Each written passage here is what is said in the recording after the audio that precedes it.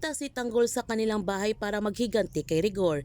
Ipaparamdam ni Tanggol kay Rigor kung gaano kasakit ang ginawa sa kanya ni Rigor mula sa kanyang pagkabata na minamaltrato siya nito. Sa pagdating ni Tanggol sa kanilang bahay, tinanong niya ang kanyang lola Tinding kung nasaan si Rigor at sinipan niya ang pinto ng kwarto ni Rigor sabay tumutok sa kanyang baril. Nagtanong si Tinding kay Tanggol kung ano ang kanyang pinaplano.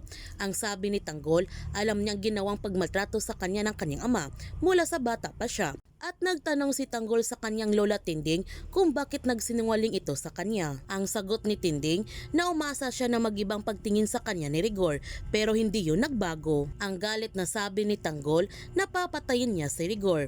Pinagsabihan ni Tinding si Tanggol na huwag niya itong gagawin dahil masasaktan ang kanyang ina. Ang sabi ni Tanggol, wala siyang pakialam. Bumaba si Tanggol sa kanilang bahay at nagwala ito ng husto.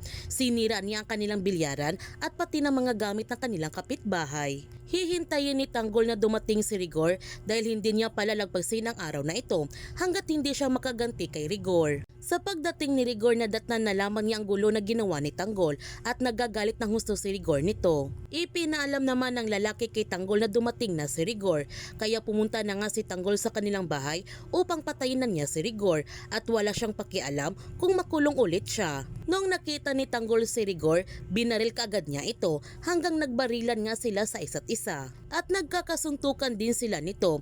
Ibinuhos ni Tanggol ang kanyang galit kay Rigor kaya nagawa niya itong napatumba. Babarilin na sana ni Tanggol si Rigor ngunit biglang dumating si Marites at sinabihan ni Marites ang kanyang anak na huwag niyang patayin si Rigor dahil tatay pa rin niya ito. Dito na nga nagtanong si Tanggol kay Marites kung sino ang kanyang ama.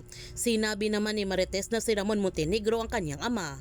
Noong nalaman ni Tanggol kung sino ang kanyang ama, dito na nga niya tinadtad ng bala si Rigor hanggang namatay nga si Rigor sa mga kamay ni Tanggol. Kaya huwag natin palalapasin ang kapanapanabik na mga tagpo sa Batang Quiapo. Kung bago ka pa channel ko, don't forget to like, subscribe, and click notification bell para palagi kang updated sa mga videos in-upload ko. Thank you for watching and God bless to everyone.